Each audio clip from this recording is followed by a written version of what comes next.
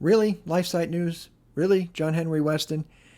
You know, Father Dave Nix, he's a traditional Catholic priest. He just recently appeared on LifeSite News with John Henry Weston to talk about his arrest during a protest at an abortion clinic. And what followed was such an irresponsible and amateurish report from LifeSite that I just had to share this with you.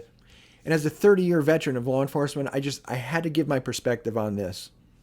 This was such a disappointing situation. And if LifeSite and John Henry Weston had just been responsible in the reporting of this, I think it would have gone a lot further to show the great work that Father Dave Nix and Red Rose Rescue does. But they blew it. They blew it. They had a great opportunity, and they blew it. And I'm going to put a link to the whole video in my description just so you can see the wording and the sensationalistic phrases that John Henry Weston used in this. I mean, to start off, in the thumbnail of his video, he uses the word brutal in all caps to describe the arrest of Father Nix at this abortion clinic. And in his telling the story, John Henry Weston said, uses the word again, brutal. It's pretty brutal here. And, while I do applaud most of what John Henry Weston does, he does tend toward the sensationalistic. And I've seen it before in his reporting, and I've kind of, well, that's okay, maybe that was a one-off thing, and I've continued to support his channel. I don't think I can do that anymore. During his narrative of what he felt Father Dave Nix had gone through, he uses phrases like super painful and dragged out, being dragged out.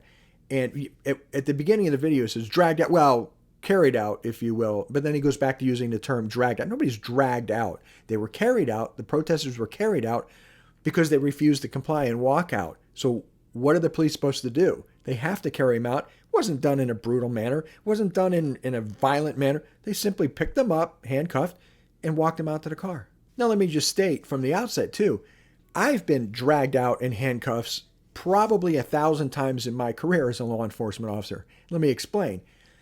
I was a defensive tactics instructor for many years. I taught at the police academy. I taught new hires when they were coming into our police department, and I taught in-service police officers refresher courses on handcuffing techniques, the latest techniques, and things like that. So I would be handcuffed by my students and carried out and things like that. So I know exactly what it involves. And it's not brutal, and it's not super painful either. John Henry Weston, he just has to say, this was a takedown. This was a takedown. Come on. You're watching too many 70s cop shows. And if you notice, watch the video, because they do show one of the protesters being carried out by, I think, 4, maybe 5 officers. He's handcuffed, and they're carrying him out. They've got his legs and his arms, and they're carrying him to a waiting police vehicle. And as they're approaching the car to put him in, one of the officers says, put his legs in first, put his leg. And the guy, the protester, goes, no, I'll stand up. And they're like, oh, okay. And they let him stand up. Nice as pie, nice as you please. They just let him stand up and get in the car. What was brutal about that, John Henry Weston? And I want to be crystal clear here. I am 100% behind the work that Red Rose Rescue does and Father Dave Nix and all that. I wholeheartedly believe that abortion is murder. It's a disgusting evil perpetrated on the most innocent among us. Am I clear enough on that? I just want to be clear. But as Father Nix says in that video, they know when they do this kind of work, they're going to be arrested. And which makes me respect them even more. They know they're going to be arrested. And it's not a pleasant thing. It never should be to be arrested. But they do it in hopes of saving a life. And hey, God bless them for it. The thing is, you need to take the arrest and then let God's will be done. If you're going to be convicted later on and sentenced to jail time or whatever, and usually it's a misdemeanor offense, which at the most would probably be 30 days in county jail with weekends off or whatever, or weekends at the county jail equaling 30 days, but it's not like you're going to hardcore prison for this. The thing is, there is absolutely no need to vilify the police in this situation, which was done hugely in this, not just in the video, but in the comments across all social media. And I'll share some of those with you. It's really entertaining. Just as an aside and on a personal note, I'll never forget 26 years ago now, my wife and I were 9 months pregnant with our middle girl. And I was a police officer. I was a patrol officer on day shift. And in roll call, my sergeant tells me, hey, there's a protest going on down at the medical buildings across from the medical center. I want you to go down there and make sure everything's fine. Now, I had no idea what it was about. I said, okay. So I got in my car, went down to the medical office buildings across from the hospital, and I see a priest standing out there with about a dozen people, and they're holding signs, pray to end abortion, that kind of stuff. Awesome. And so I walked up to the priest, and, here I am, full uniform, in the police car, whatever. And I walk up, and I made a point of walking up and shaking his hand so there would be no doubt that I wasn't there to harass them or be brutal to them or anything like that. But I shook his hand. I didn't recognize the priest, and I said, hey, Father, how you doing? My name's Chris, and this and that. And I said, I'm just here to make sure you guys can protest safely and nobody's going to harass you. And I said, why are you guys here? Why here? Because there were no abortion clinics in our city. But he says, well, there's a doctor in one of the OB practices in this building that does abortions out in Indiantown, which, if you're not familiar with Palm Beach County, Indiantown is a town way out west. It's made up of mainly migrant farm workers. It's very, very poor. Destitute, just really poor people. And that priest was telling me that he doesn't do abortions here. He goes out to Indiantown and does the abortions. So I said, well, what group? And he tells me it's our medical group, our OB group that we had been going to throughout the whole 9-month pregnancy, which blew my mind. And I said, well, what doctor is it? And he tells me it was Dr. Feld. And what's really funny is that, not funny, haha, you know what I'm saying, is that we had to see every doctor within that practice because you never knew when or which doctor would be on call to be at the delivery. So they wanted you to, be with every doctor at some point in the 9-month process. So Dr. Feld was our favorite doctor. He was the nicest guy. And he made it fun, young couple having a baby, and he just made it really fun. And, and not only that, but he had great training, his schooling and all that, he very highly regarded in that respect. So when the priest told me it was him, I was crestfallen. I was hurt, really. And I said, oh my gosh. And I told him that. And he just shook his head. He's like, wow, that's, terrible. And I told him my wife is 9 months pregnant at this moment. And he was like, oh, God bless you. I'm so glad to hear that. So anyway, so I left them to it. I stayed right there in the parking lot, just made sure that they were safe. And not 20 minutes later, my wife pages me. And this will show you how long ago it was. And I call her, she says, oh, it's time. We got to go. So I called my sergeant. I said, hey, I got to go. My wife's giving birth. And then I ran up to the priest. I said, Father, I got to go. There's another officer coming over. And I said, my wife is actually going into labor. And he was like, oh, that's so great. We'll pray for you. And everybody there that was with him, they all prayed together for my wife and me and our baby. And it was just a beautiful situation to behold. Now, I will say, thank God, Dr. Feld was not the one that delivered our baby. But I did talk to his colleague. It was a female doctor.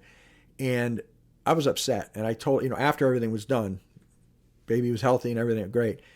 And I said, my thing is, if he does abortions on the side, if something were to go wrong during a delivery for a baby that the couple wants, how hard is he going to work to save that baby?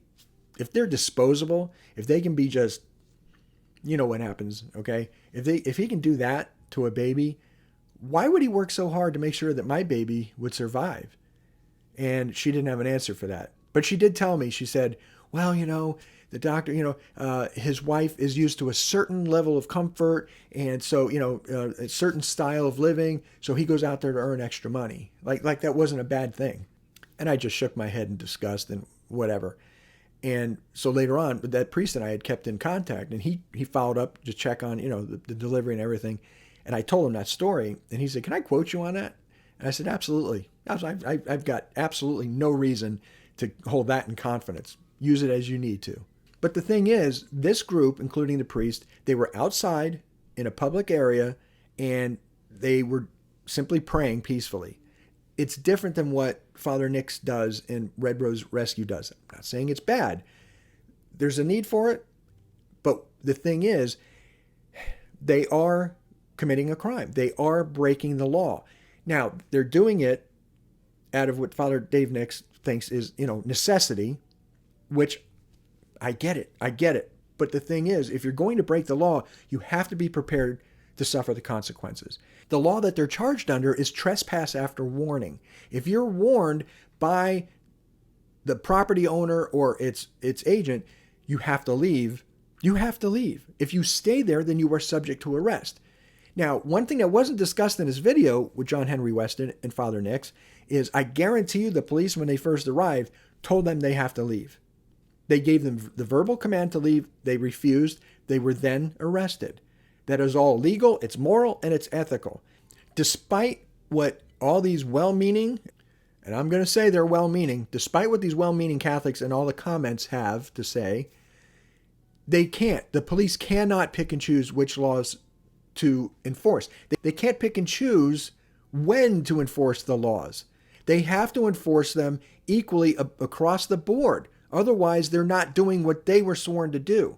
Otherwise, they're not doing the right thing. And we've all read in Scripture, render unto Caesar what is Caesar's. Yeah, Jesus was talking about taxes at that moment, but the overall picture had to do with obeying civil law and the civil authorities as well.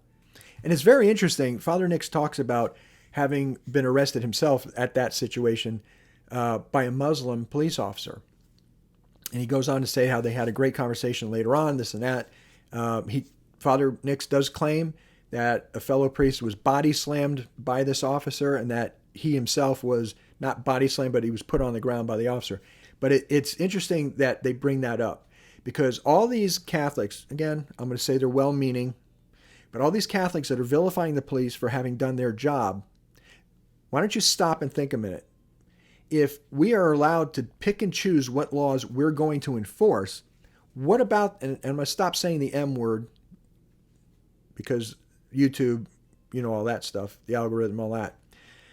But what if that officer of that particular persuasion and religion, we all know that religion and all that in the culture, they're okay with a husband disciplining his wife, physically disciplining his wife, okay? We think that's abhorrent. Of course we do. So, but if that's part of that officer's culture and religion, and he goes to a domestic violence call, and he says, I see nothing wrong here, I'm not going to enforce that law. Would you agree with that application?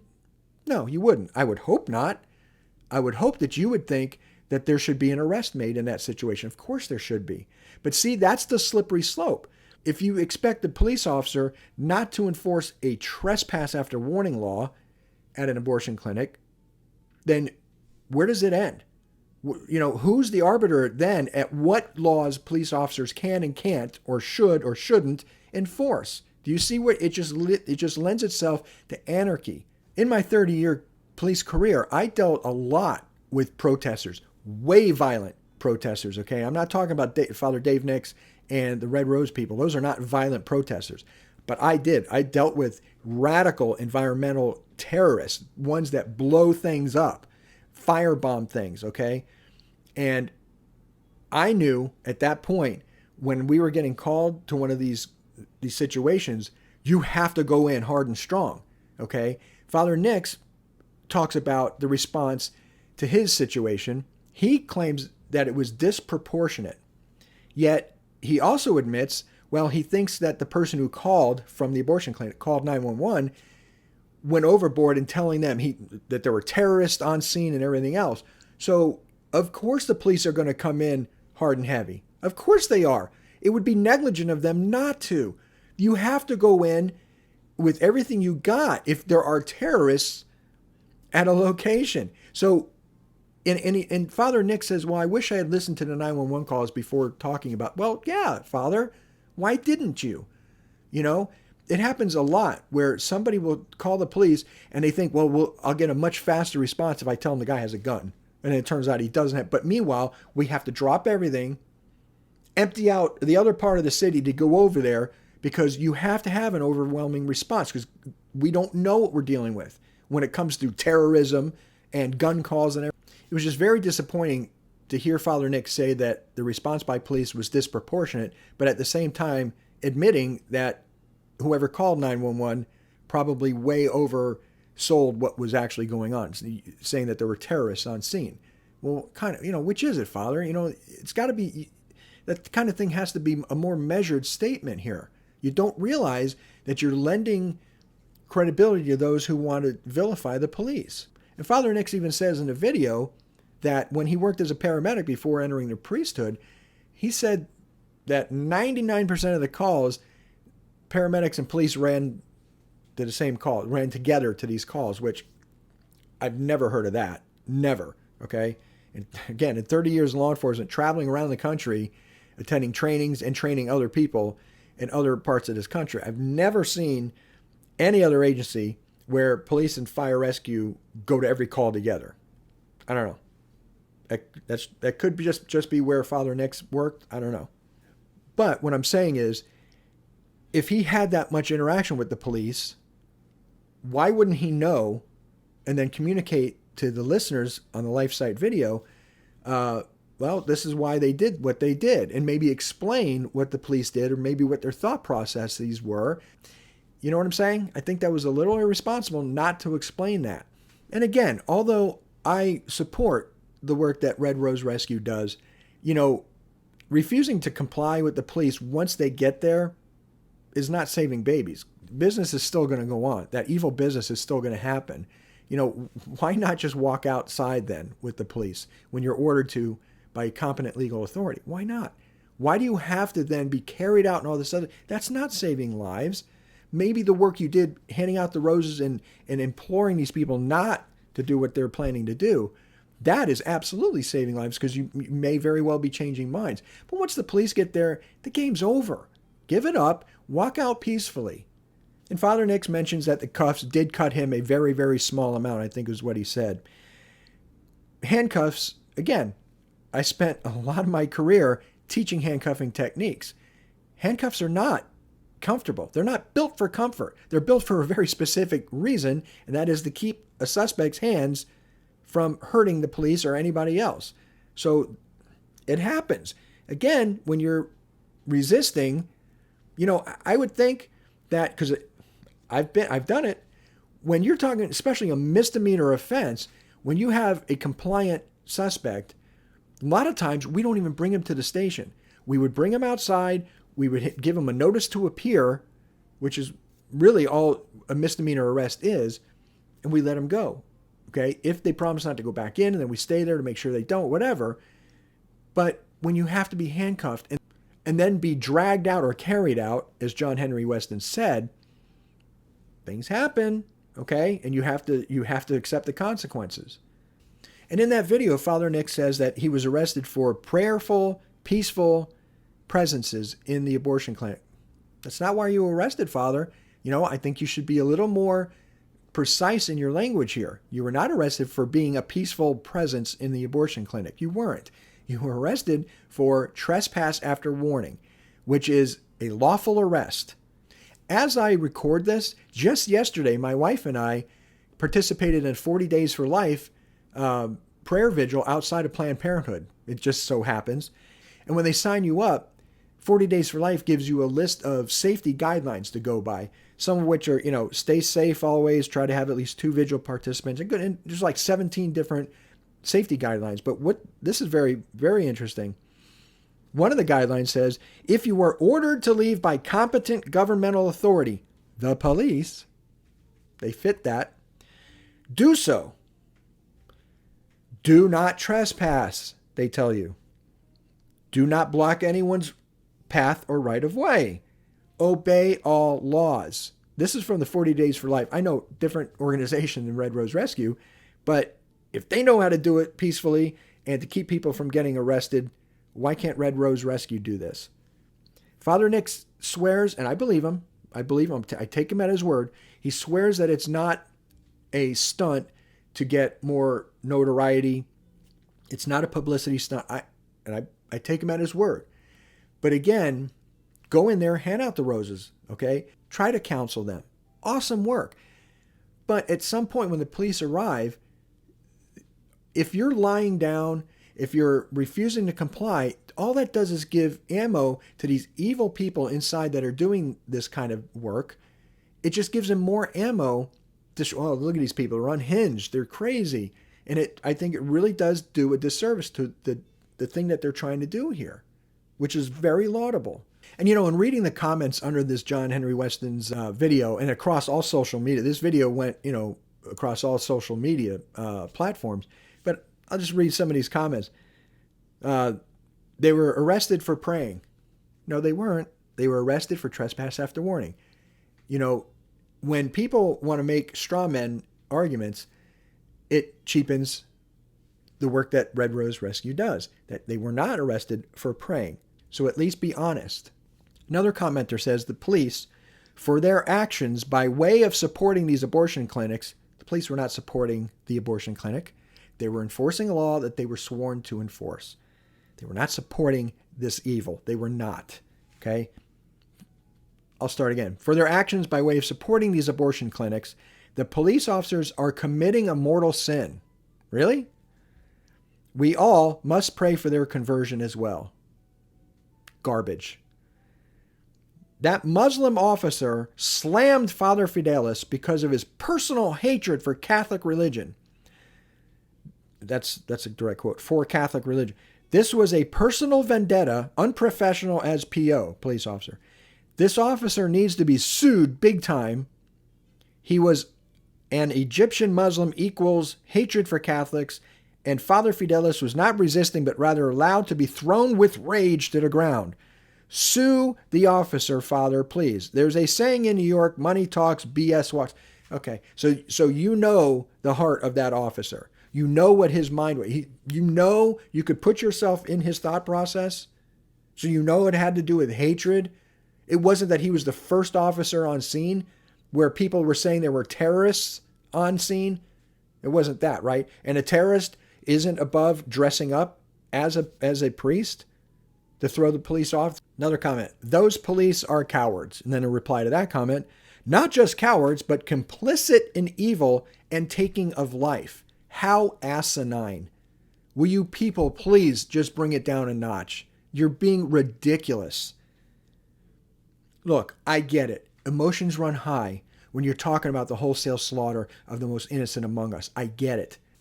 But vilifying the police and using your ire directed at it's misplaced, okay? It's misplaced, it's simplistic, and it's ignorant.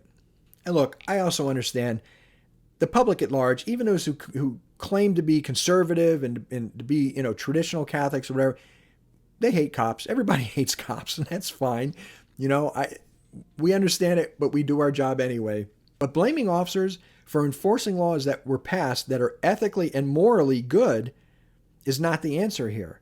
So what would I have done as a traditional Catholic cop? I would have arrested Father Nix. And I would hope that Father Nix would have understood. If I knew for sure that he was an actual priest, of course, I would have treated him with the utmost respect, but I still would have had to do my job. Okay? And it's not like I was, would have been supporting the evildoers in that building. Okay? It would have sickened me to even have to go in that building, but I have to do my job. I cannot pick and choose which laws I'm going to enforce. Do people understand that? I mean, honestly, that would lead to anarchy. And I just wish that John Henry Weston would think twice before sensationalizing such things, because what he doesn't understand is he's inviting violence, okay, and resistance toward Catholic cops. There's a lot of traditional Catholic cops, a lot of Catholic cops, a lot of traditional Catholic police officers out there. And what you're doing is you're vilifying them, John Henry, and you're inviting violence toward them. Have you ever stopped and thought about that even for a second? Or are you just after the clicks now? You're just after views. Is that it? And I just wish Father Nix could have been a little more clear, a little more charitable in his retelling of this story. I love Father Nix. My wife and kids, we listen to his Padre Peregrino podcast. We've learned so much from him. He even offered a mass for me when I went in for spinal surgery one time. I love the man.